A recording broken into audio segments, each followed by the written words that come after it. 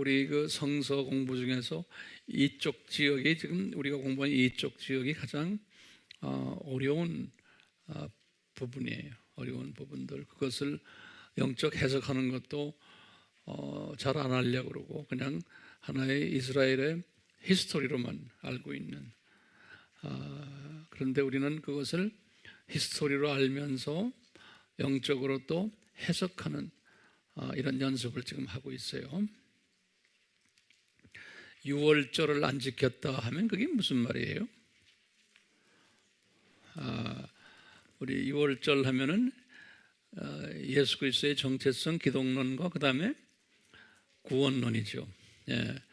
그러니까 기독교 공동체가 기독론과 구원론을 제대로 가르치지 않는 그러한 모습들이 구약의 이스라엘의 역사에서 발견이 돼요.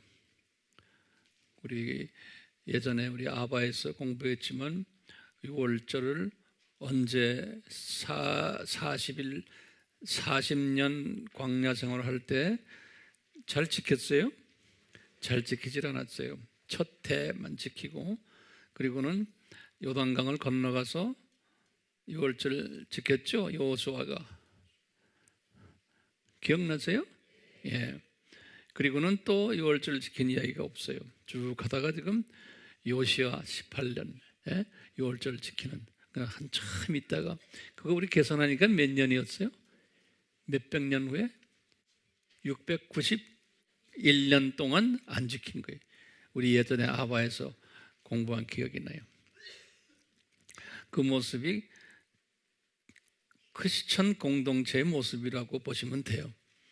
그러니까 교회들이 이 기독교의 가장 핵심되는 그 필수 과목들을 잘 공부 안 하고 선택 과목에 집중해오는, 거기에 그 기독교 선택 과목 중에 교제론, 크리스천 펠로우십이라고 그러죠. 주로 교회에 와서 친구 만나고 교제하고 이런 쪽으로도 많이 오죠. 이런 비선택, 그런 건 선택 과목 중에서도 안 좋은 선택 과목인데 그걸 뭐라고 그래요? 적당한 표현이 안 되네. 자, 이제 그건 그렇고요. 제 39강입니다. 자, 남유대의 패망과, 제목이 남유대의 패망과 성전 파괴와 법궤, 이렇게 제목을 적어 놓으세요.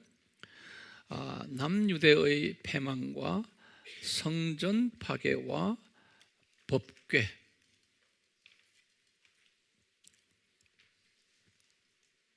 자, 우리 이제 남유대 나라를 잠깐 섭렵하면요, 아까 우리가 북이스라엘의 20대의 호세아 왕이 이제 죽은 그 해가 722년에 나라도 죽었고 그분도 다 죽었고, 나라가 패망된 게 북 722년인데 그 당시에 옆 아래쪽에 있는 유다 나라에서는 왕이 아하스 왕이라고 그랬어요. 12대.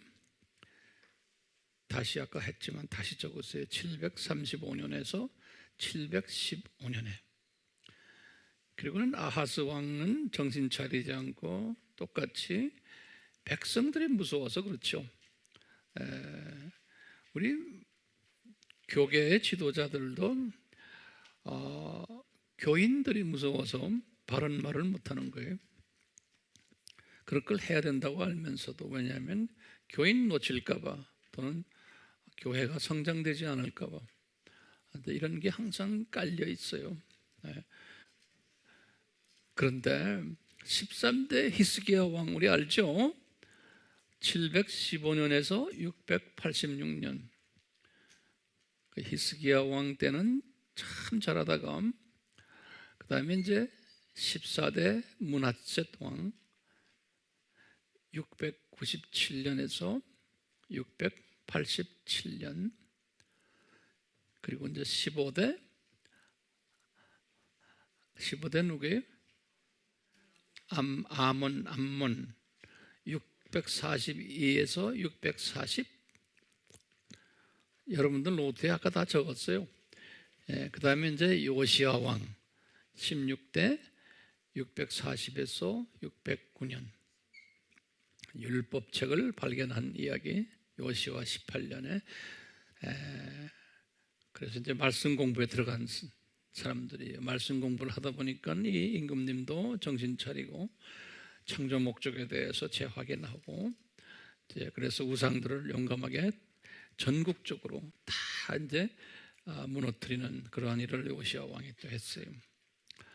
자, 그래서 우리 지난번 봤지만 히스기야와 요시야 왕 두 분이 40명 왕 중에서 두 분이 이렇게 했으니까 우리 몇 프로라고 그랬죠?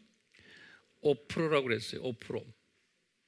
이 퍼센테이지는 교회 시대에 항상 적용돼요. 어느 나라나 어느 시대나 이 5%의 이런 목회자들, 신학자들, 선지자들, 선교사들이 있어요. 항상 그래요. 그리고는 절반 했던 분들, 그분들은 몇 명이라고 그랬죠? 4명이 이쪽 유다 지방에 유다 나라에 있고 저쪽 이스라엘은 1명 11대 예후라고 그랬죠? 그럼 5명이 40명 중에 5명은 우리가 몇 프로로 계산했죠? 12%로 계산해요. 12%.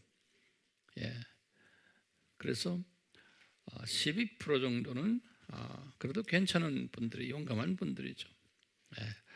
이렇게 이제 하다가 이제 우리가 지금 유다의 20대 왕 이제 시드기야 왕이에요.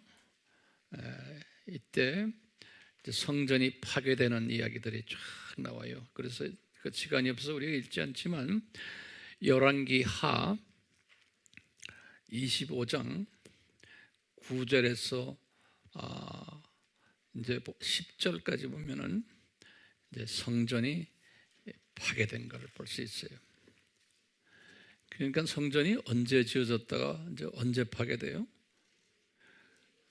959년에 지어졌다가 지금 568년이죠? 586년? 예, 586. 이렇게 무너지는 거예요. 이런 일들이 일어나기 전에 항상 선지자들을 불러서 이런 일들이 일어날 것을 미리 예언하고 경고한다고 그랬잖아요. 그래서 한번 다시 좀 적어보세요. 아까 지금 그 북이스라엘이 이렇게 될 것을 722년 사건이 일어날 것을 예언했던 선지자들이 누구였던가요? 요엘이죠. 거기다 좀 적으세요. 내가 다시 말할게. 근데 신기한 게요.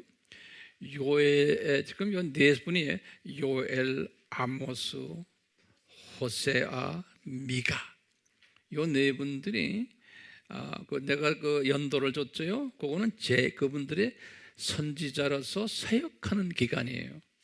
사역 기간이에요. 그 연도가. 이때 이분들이 주로 이스라엘을 향해서 이런 말을 했는데요. 이분들은요, 722 사건이 일어날 것이다. 너희들이 우상을 섬기기 때문에 이런 짓 이렇게 일어날 것이다. 미리 예언한 거예요. 다 이 말은 예언했다는 말은 이게 미리 디자인됐다고 봐도 돼요. 이런 일들이 일어나고 있고 앞으로도 일어날 것을 미리 보시고 이야기하는 거예요. 그런데 신기하게도 이분들의 예언을 보면은 이스라엘을 향해서 주로 하면서 거기에 곁따라서 어디를 향해서 또 이야기하냐면 유다를 향해서 또 똑같이 해요. 이분들이. 그래서 유다에 관한 이야기도 586 사건을 이 사람들은 800년대, 700년대 살았던 사람들인데 586 사건을 또 예언을 동시에 같이 해요.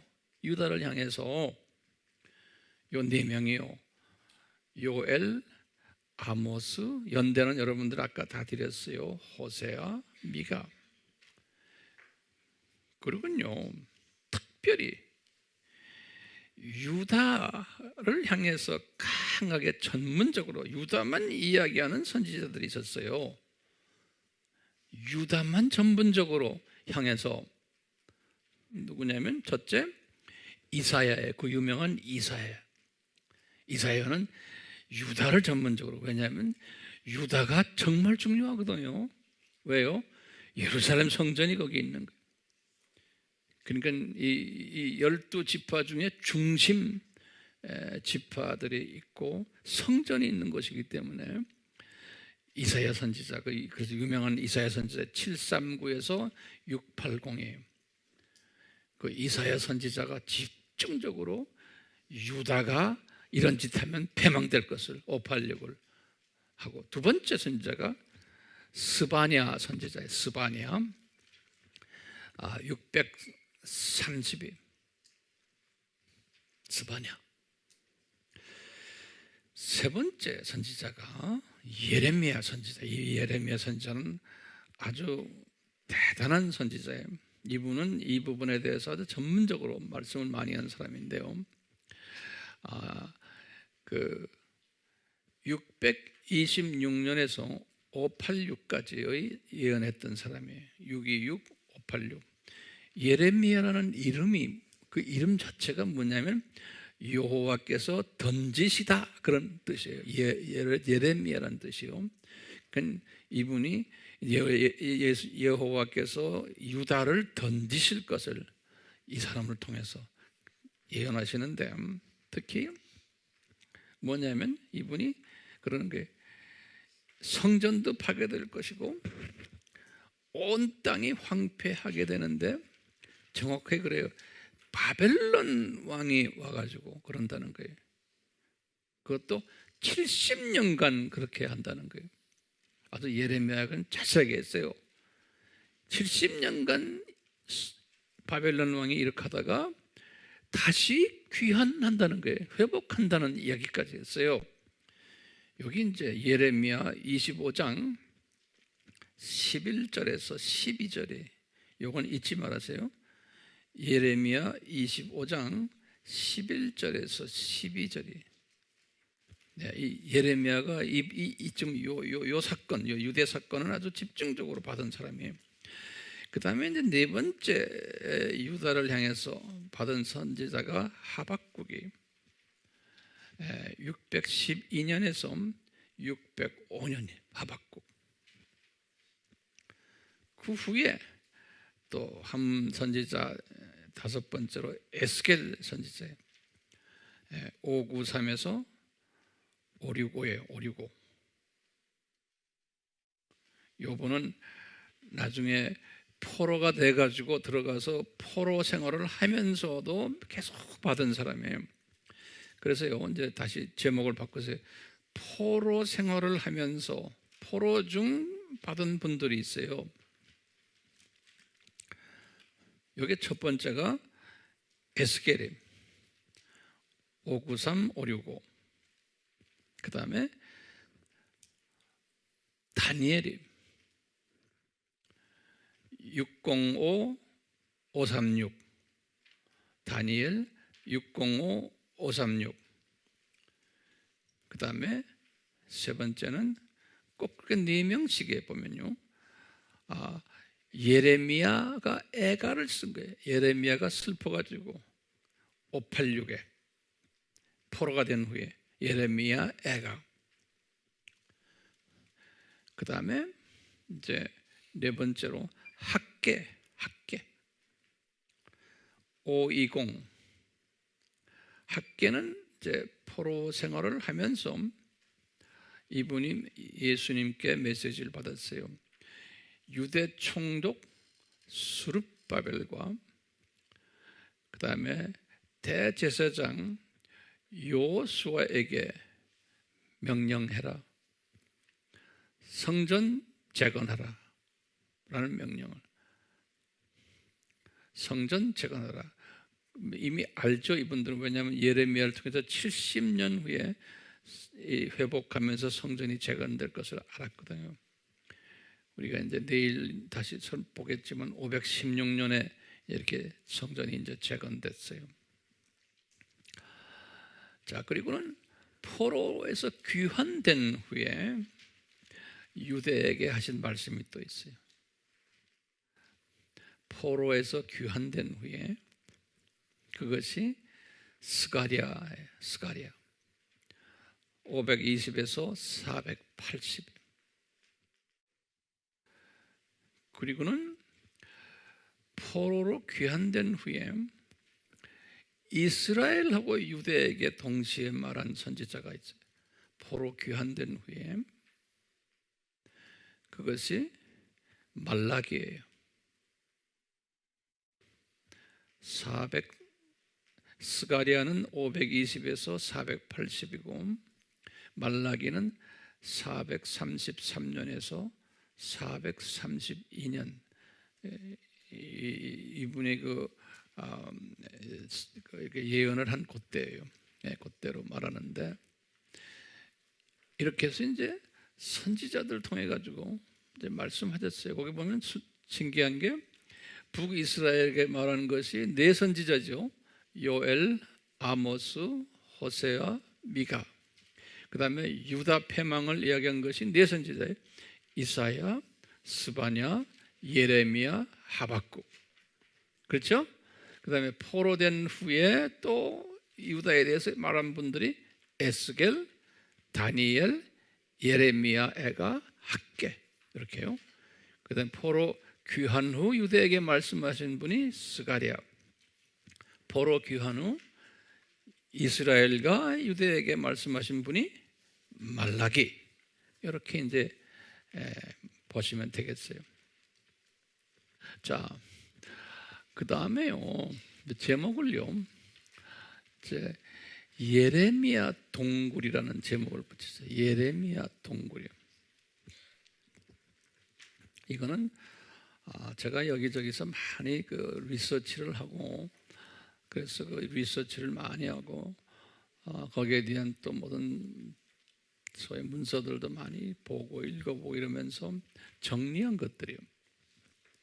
그런 성경책에 나오는 이야기는 아니에요. 자, 들어보세요. 적으세요. 이제 성전을 솔로몬이 건축을 할 때, 성전을 건축을 할 때 돌이 필요하잖아요. 큰 돌이 필요하잖아요. 그래서 그 돌을 어디서 채굴을 했느냐? 이제 이런 질문들이 있고, 또 고고학자들이 이런 부분에 대해서 연구도 하고 그랬는데, 이제 여기 주로 어디서 많이 가져왔냐면 모리아 산 있죠? 모리아 산 성전을 짓는 그 자리, 그 자리가 모리아 산, 우리가 이삭을 바친 게 모리아 산 꼭대기 아니에요? 모리아 산 그 이삭을 바친 그 밑에 이 돌들이 많은 모양이에요. 그래가지고 그 밑에 돌들을 채굴한 걸로 이제 보는 거예요. 그 밑에 돌들을 채굴해가지고, 채굴하다 보니까 그 밑에 동굴이 만들어진 거예요. 채굴하다 보니까. 그래서 상당히 넓은 지하 동굴이 된 거예요. 지금도 이제 이스라엘 정부에서 그 함부로 그 안에 못 들어가게 해요.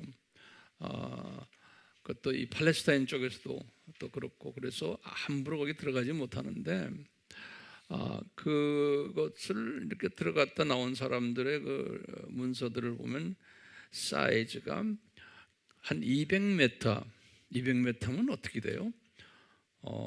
꽤 크죠? 200m에 한 100m, 그거보다 더 넓을 수가 있는데 다 들어가지 못한 거예요. 사람들이 들어가서 아직까지도. 그렇지만 200m에 또 100m나 200m는 넓은 공간이 그 밑에 있다는 거예요. 동굴이 그 안에. 근데 이 기록에 의하면 그렇게 동굴을 만들어 놓고는 그 동굴을 이렇게 입구를 막아버렸대요. 그래서 사람들도 잘 모르고 일반인들도 그 당시에도 그 동굴이 거기에 있는 것을 알지를 못했대요. 그런 가운데 동굴이 이렇게 막혀서 일반 사람들은 전혀 보이지도 않고 모르고 살았는데, 이제 586대, 그러니까 이 동굴이 언제 생겼겠어요? 959년 그 당시죠. 그런데 586대 이제 예레미야가 이미 예언을 다 받았기 때문에 이제 곧 바벨론 왕이 올 것을 예레미야가 알았잖아요. 아까 예레미야서 25장 11절에서 12절이 파괴되고 성전도 파괴되고 70년간 바벨론 왕을 섬기고 그 후에 다시 회복될 것을 예레미야가 안 거예요. 이미 받았기 때문에요. 그러니까 예레미야가 요 법궤를 이거 숨겨놔야 되겠다. 이 법궤와 그 다음에 분향단, 그 안에 우리 지난번 공부했죠. 그 지성소 안에 있는 분향단이 들어왔다 나왔다 하잖아요. 분향단.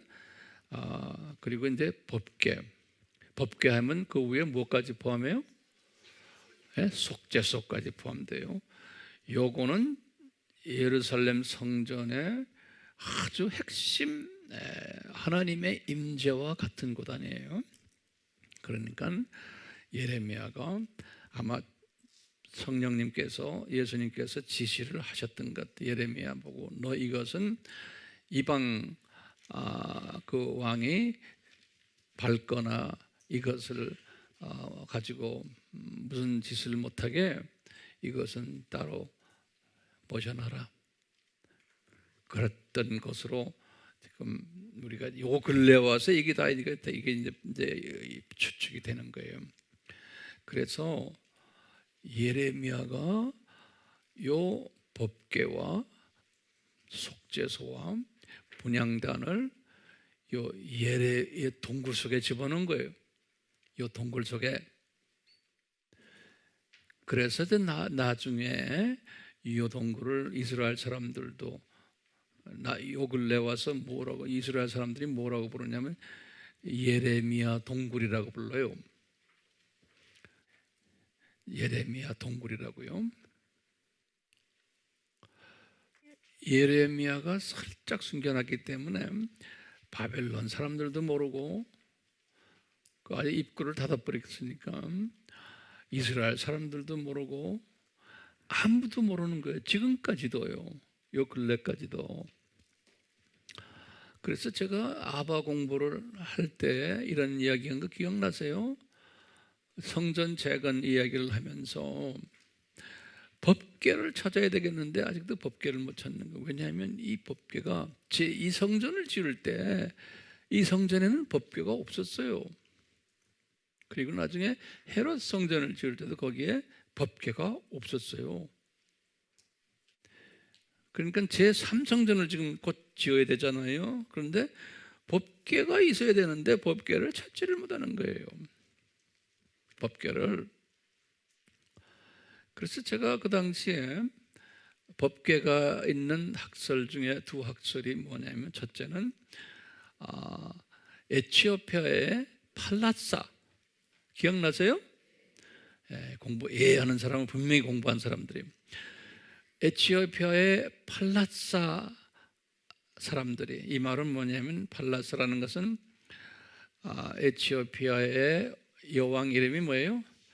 시바 여왕이 솔로몬 보러 왔다가 둘이 좋아가지고 그 사이에 아기를 낳는데 그 대표적인 아들이 이름이 말릭이라고 그러죠.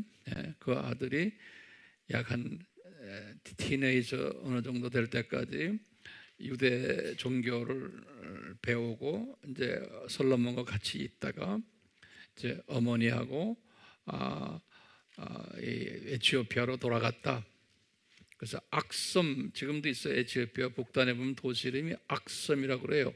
AXOM 그래요. AXOM 악섬 그러는데요. 유명한 도시예요. 전 세계적으로. 왜냐하면 그 악섬에다가 에티오피아 유대인들 그 사람들을 팔라사라고 불러요. PALASA 팔라사. 다시 말하면 아프리카 계통 유대인들이에요. 팔라사, 에티오피안주라고 그래요. 그래서 우리가 이제 추측하기를 그 팔라사들의 유대인 성당 안에 있을 거다. 그 당시에 이 말리쿠가 솔로몬이 그 말리쿠한테 줘가지고 말리쿠가 가져가지 않았나 이렇게 우리가 추측을 한 거예요.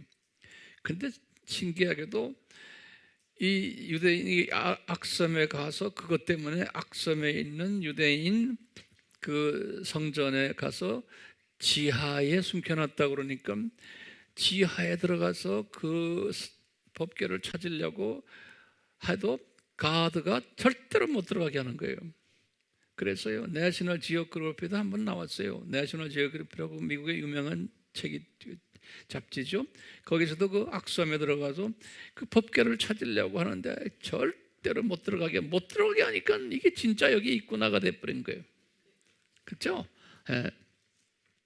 그런 학설이 하나 있고 또 하나 학설은 뭐냐면 이 추측하는 게 사람들이 이 모리아산 밑에 성전들 밑에 안 그러면 하여튼 그 모리아산 거기 어디에 숨겨놨을 거다라고 보는 거예요.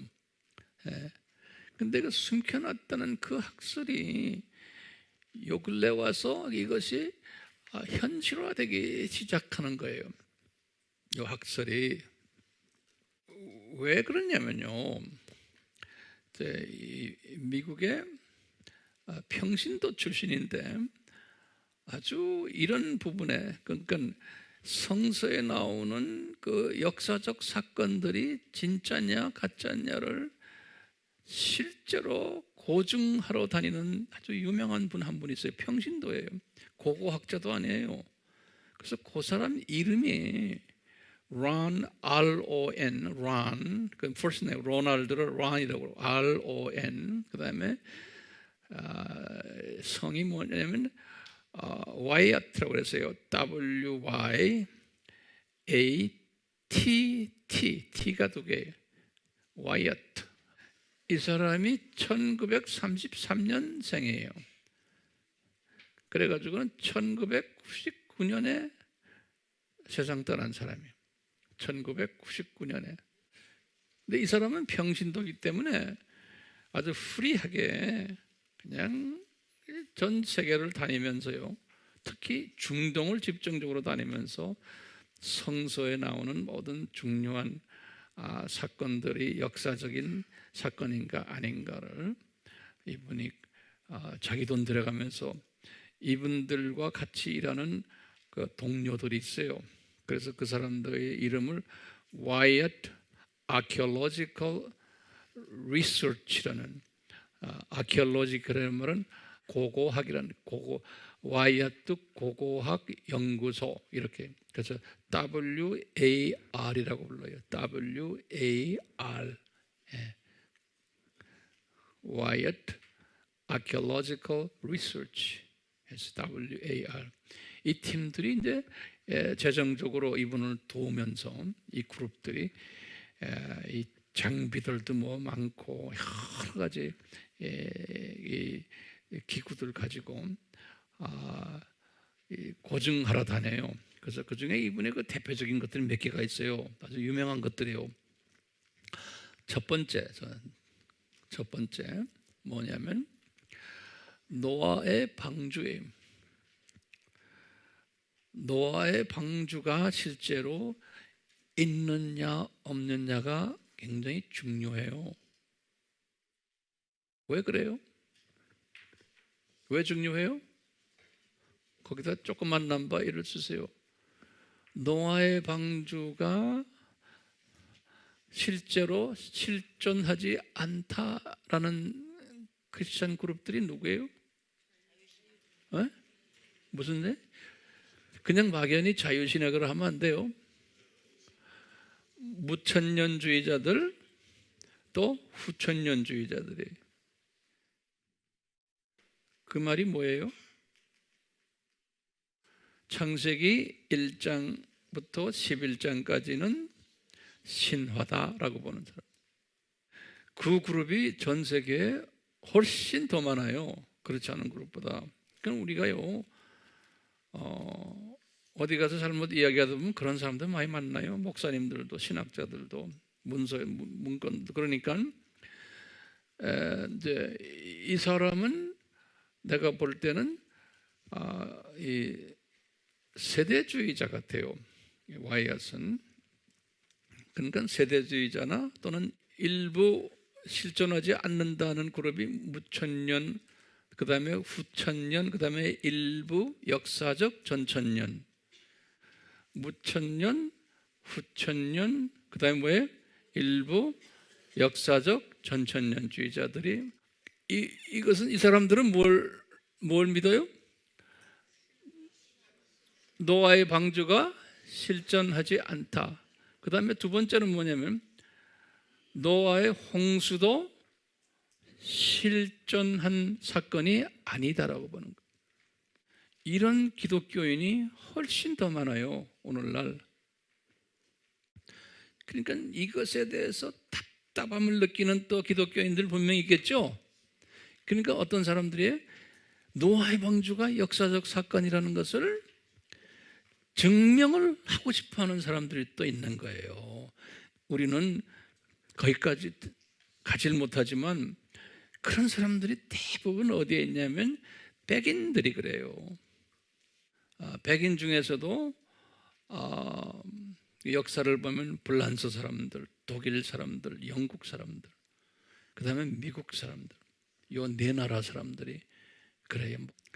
이 노아의 홍수가 실제 역사적 사건이라고 거기다 쓰세요. 이제 한 집사님, 노아의 홍수가 또 방주가 실제적 사건이라고 증거하기 위해서 탐험하는 사람들이 있어요. 예, 탐험하는 사람들이 실제로 가서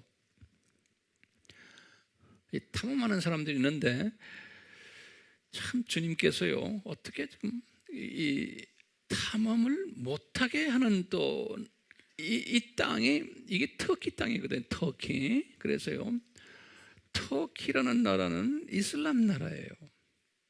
근데 하나님이 그 나라를 또 사용하셔서요 요거를 탐험을 못하도록 끊임없이 방해를 해요. 허가를 안 해주는 거예요. 그 아라랏산에서 그 주변에 있는데, 왜냐하면 성서에 보면 창세기 8장 4절 쭉 보면은 7월 17일에 아라랏산에 앉았다 그랬거든요. 창세기 몇 월 며칠이요? 7월 17일에. 그게 어느 날이에요? 7월 17일이? 그게 무슨 역이에요? 무슨 역이에요? 성역이에요? 그러면 민력이요? 이스라엘의 민력이에요. 성역은 6월절부터 성역이에요.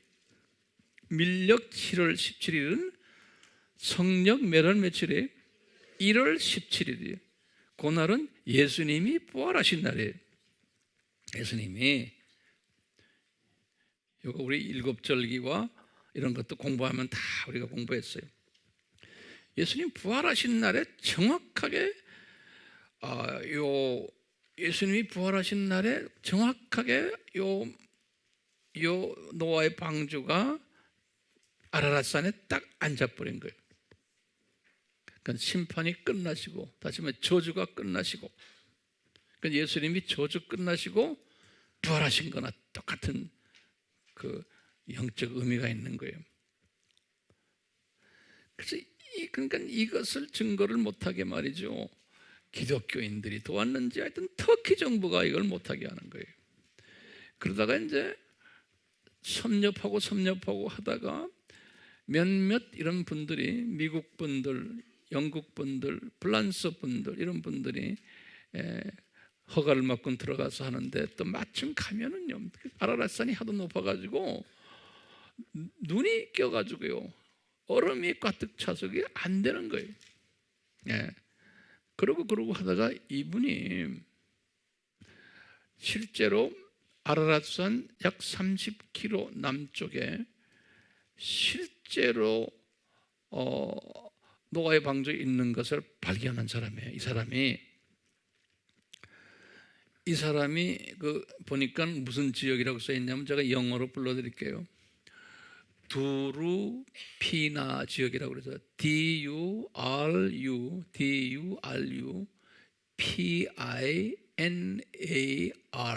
지역이 두루피나 지역에 있다고 발견한 거예요.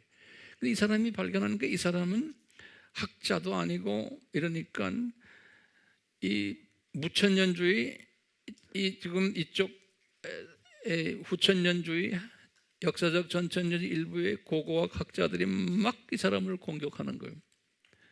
그런 게 어디 있느냐, 그거 가짜다. 이래가지고 이분이 많은 고통을 당한 그 기록도 있어요. 근데 요 근래 와서, 이제 여러분들 웹에 들어가면 다 나와요. 웹에 들어가면 요 근래 와서 드론이 올라가가지고 다 찍어오는 거예요. 그래서 이제는 이분이 란 라이엇이 한 것이 맞다라고 답하는 거예요. 이 말은 뭔가 하면, 노아의 홍수가 역사적 사건이고, 그 다음에 뭐예요?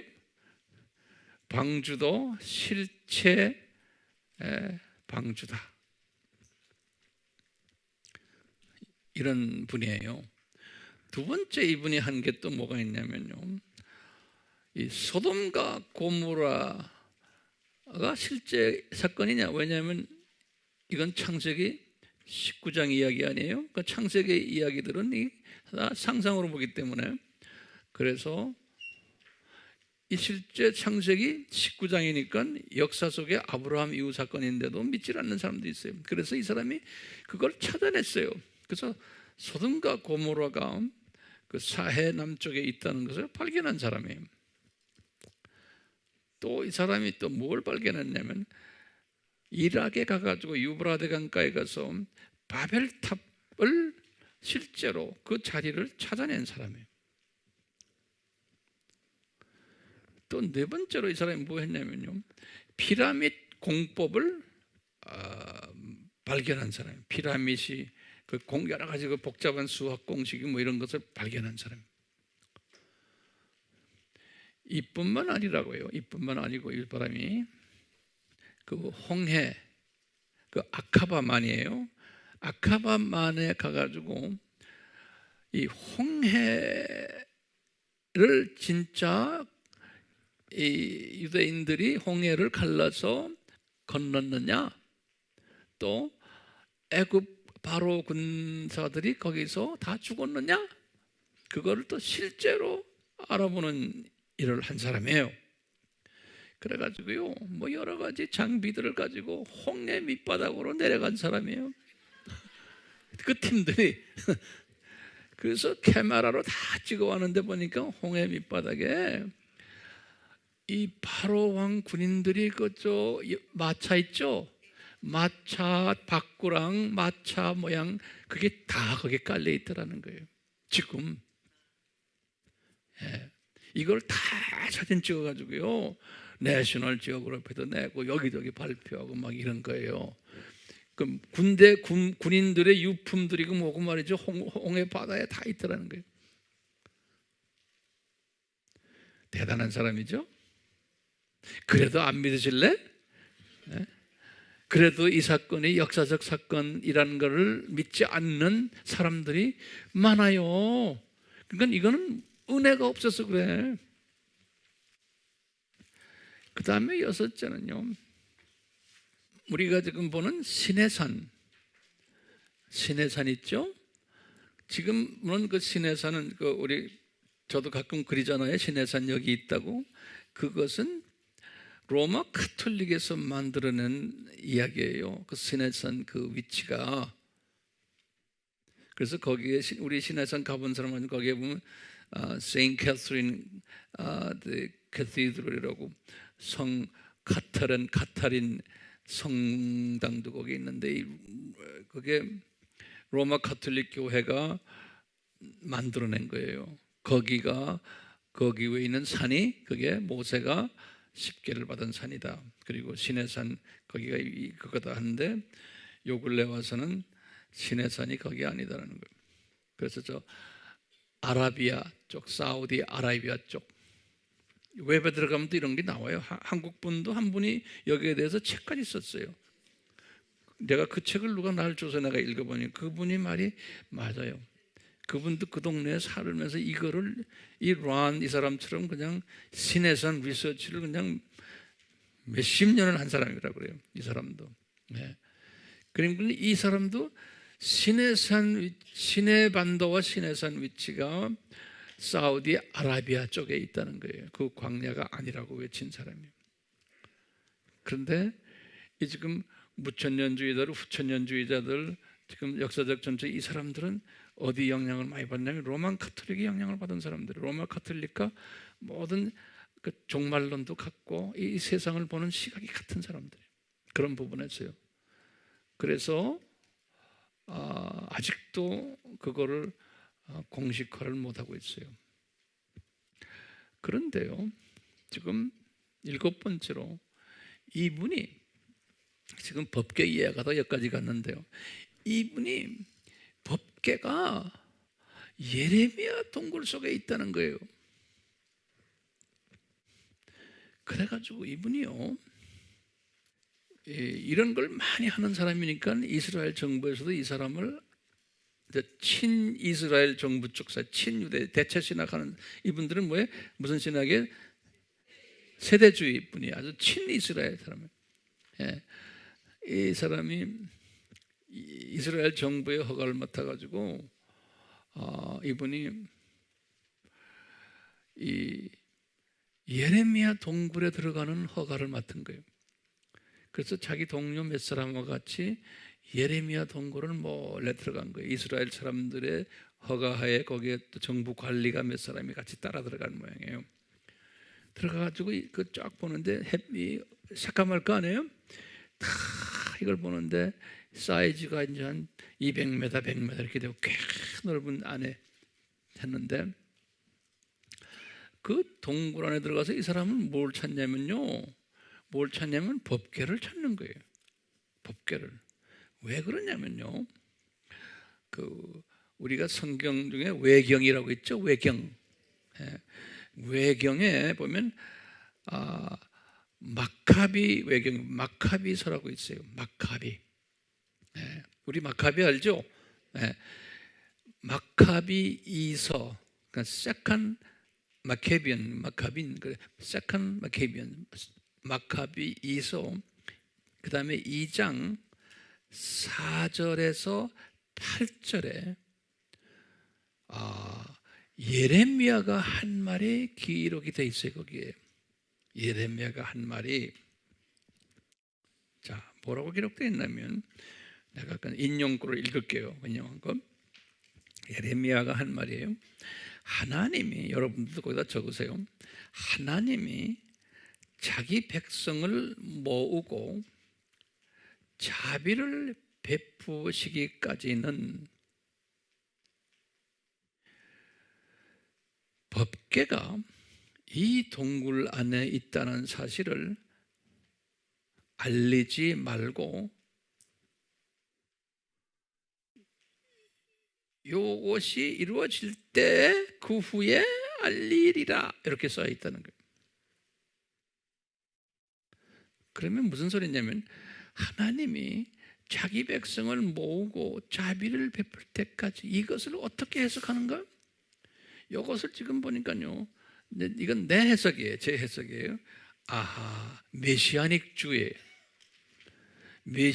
주가 나타날 때까지 14만 4천이 그때까지 이 법궤가 이 예레미야 동굴 안에 있다는 것을 알리지도 말고 깨닫게 하지도 말고, 이 숫자가 이제는 차가고 있을 때 그 후에 알려라라는 거예요. 그랬더니 지금 이 란 와이엇이 성령님의 감동에 의해서 이 안에 들어가 가지고, 왜 마카비의 내용에 의하면 분명히 이 예레미야 이 동굴 안에 있는 것으로 이 사람이 딱 본 거예요. 그래서 그때 안에 들어가려고 해서 이스라엘의 허가를 맡아가지고 이제 이분이 들어갔어요. 들어가서 딱 보는데, 지금부터 잘 들으세요. 정말 기가 막힌 이야기들이 있는 거야. 뭐냐? 그래서 이제 이 횃불을 들고 여기다 뭐 쓰고 막 광산 들어가는 식으로 이제 들어간다 하는데, 법궤를 찾지를 못한 거예요, 이 사람들이. 그런데 법궤는 찾지 못했는데, 그 그룹 천사의 돌 모양을 2개를 찾았대요. 그룹 천사. 그러면 우리 알죠? 법궤의 양쪽에 2 그룹 천사가 있는 거 알죠? 예. 이제 그 그룹 천사인지 아닌지는 우리는 모르지만, 법궤는 주님께서 아직까지 못 보게 막으신 모양이에요. 그런데 법궤가 있다고 생각하는 그 다음 안으로는 그 유대인 그 정부 직원들이 들어가지 못하게 막는다는 거예요. 같이 따라가서. 근데 그 벽에 딱 보니까 그 벽이 이렇게 갈라져 있더래요. 벽이 갈라져 있는데 그 자기네가 재보니까 바깥 지편에서 6m 밑에 자기네가 있더래요. 지표에서 6m 밑에 있는데, 이게 갈라져 있는데 거기에 핏자국이 쭉 있더라는 거예요. 피들이. 네. 그러니까 주님이 그 사람한테 이 아이디어 주신 거예요. 이 사람이 그 핏자국을 다 뜯어가지고, 몇 개를 뜯어가 샘플을 뜯어가지고 갖고 나온 거예요. 그 피를. 오케이? 피를 들고 나와가지고 이스라엘 관리하고 같이 이스라엘의 연구소 병원에 갔대요. 이 피를 체크하는 연구소에 가가지고 그 피 연구하는 사람들에게 이 피 자국을 줬대요. 이거 한번 조사해봐라. 그러더니 그 사람들이 유대인들이죠. 조사를 해보는데 이 사람들이 깜짝 놀라더라는 거예요. 예.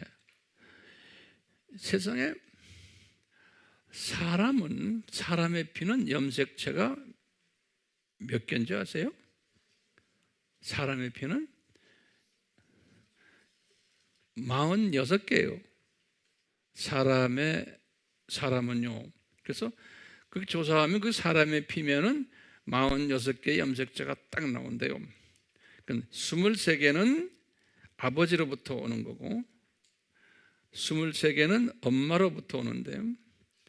그 23개의 아버지로부터 오는 것 중에 22개에다가 플러스 Y 염색체가 따라온다는 거예요. 그래서 23개가 된다는 거예요. 그 다음에 엄마 거는, 엄마에서 오는 건 23개인데 이 22개는 엄마 것이고, 그 다음에 그 중에 X 염색체가 따라온다는 거예요. 그래서 23개가 된다는 거예요. 그래서 합해서 46개 염색체. 우리 동물들도 보면 다 염색체 개수가 있어요. 사람과 비슷한 동물들도 염색체 비슷한 게 딱 46개짜리는 없어요. 그런데 요 피를 딱 보니까 이 이스라엘 사람이 전문가들이 놀래는 염색체가 몇 개인 줄 아세요? 24개라는 거예요. 요 염색체의 요 피가 24개라는 거예요. 그러니까 어떻게 24개인가? 23개도 아니고. 네? 그래서 이제 이 사람이 이걸 가지고 이분이 그 연설하는 걸 내가 들었거든요. 네. 딱 하면서 아, 24개라는 말은 무슨 뜻일까? 23개는 뭐예요? 그것도 아버지로부터 받은 거로 보면 돼. 23개라는 말은 100% 인간이다라는 뜻이 아닐까라는 거예요. 예수님이 100% 인간이라는 뜻에다가. 근데 거기에 하나가 더 붙어서 그게 내 생각엔 Y 염색체. 이것은 성부 하나님의 염색체가, 안 그러면은 23개는 100% 인간이기 때문에 그것은 성부 하나님으로부터 온 거고, 하나의 Y 염색체는 성령 하나님이 잉태시켰잖아요. 그래서 성령 하나님이 Y 염색체로 해서 24개가 되지 않았나, 이렇게 이제 우리가 억측해 보는 게, 이거 이제 그분도 이거에 대해서 확실히 보질 말을 못하지만, 그러면서 한 가지는 마리아의 유전자가 없다는 거예요. 마리아의 유전자 이쪽에 여자로부터 온 것이 없다는 거예요. 자, 감동이 없죠? 하도 우리가 무뎌가지고. 그러면 우리가요, 이제 하나 이제 생각을 해봐야 돼요. 지금 이 동굴에 들어갔는데, 동굴에 이분이 딱 자기가 좀 어느 쪽에, 이거 이제 뭐 여러 가지 기계를 가지고 가는 모양이에요. 그러니까 자기가 동굴에 있지만 지상 어디라는 걸 다 알고서 그런 다 계지를 다 가지고 들어간 모양이에요. 지상이 어디냐면, 우리가 예루살렘 가봤지만 예루살렘 기억나세요? 가든 툼이라고 우리 팀들은 이번에 못 갔어요. 그 위에 거기 보면 제가 버스 타가면서 한마디 이야기한 것 같아요. 버스 정류장이 있어요.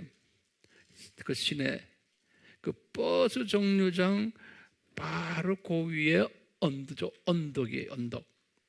다시 말하면 그 자리가 정통적으로 뭐라고 그러냐면 예수님이 십자가에서 죽으신 자리. 그 자리가 지금도 다 말을 해요. 대부분 사람들이. 그래서 그게 골고다 언덕이라고. 거기가 그 동네가 된 버스 정류장이 됐어요. 근데 딱 올려서 수직으로 올려보니까 그 버스 정류장 거기 언덕이라는 거예요. 그러니까 예수님의 십자가가 거기에 쫙 달렸다고 이분이 보는 거예요. 십자가. 그런데 십자가 달렸을 때 예수님의 숨을 거두시면서 지진이 일어났죠? 그렇죠?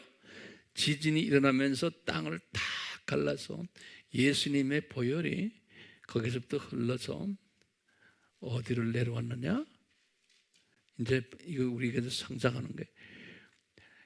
예레미야가 숨겨놨던 법궤, 그 위에 뭐예요?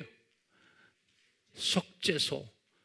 거기에 예수님의 피가 뚫고서는 탁 내려와서,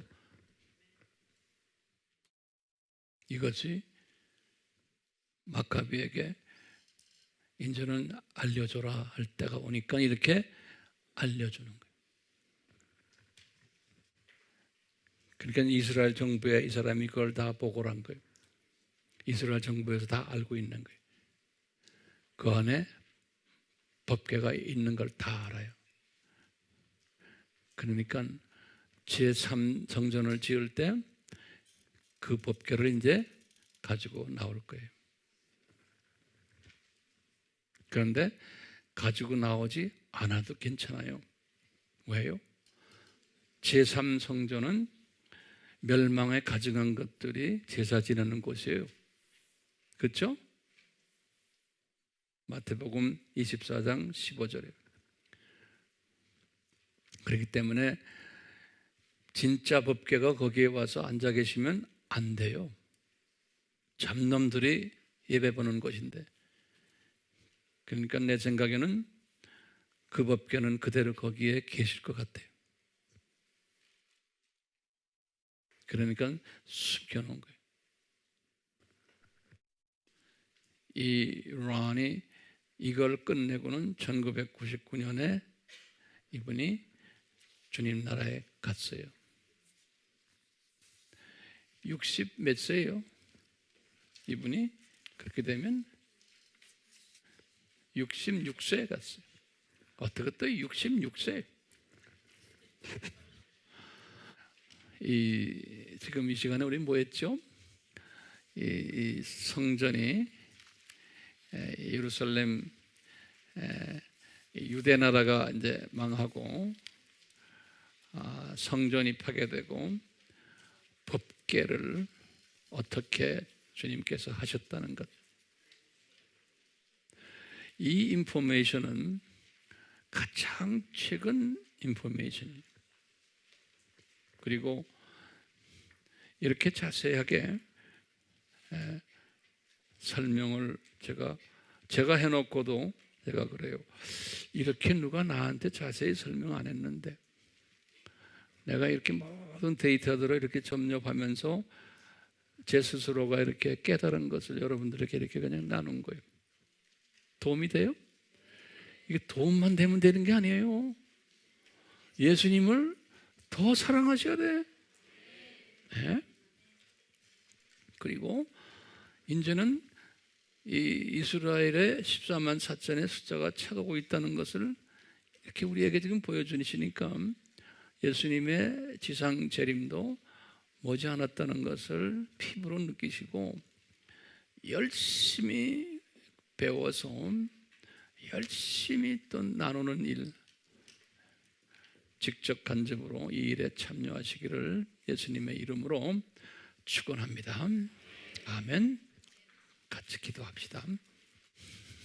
예수님, 저희들이 이 하나님의 신비를 조금씩 깨달을 수 있도록 도와주심에 진심으로 감사합니다.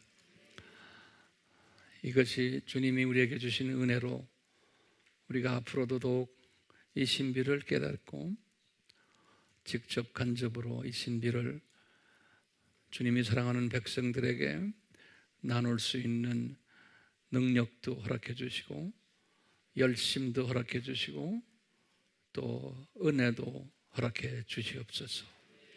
예수님의 이름으로 기도드리옵나이다. 아멘.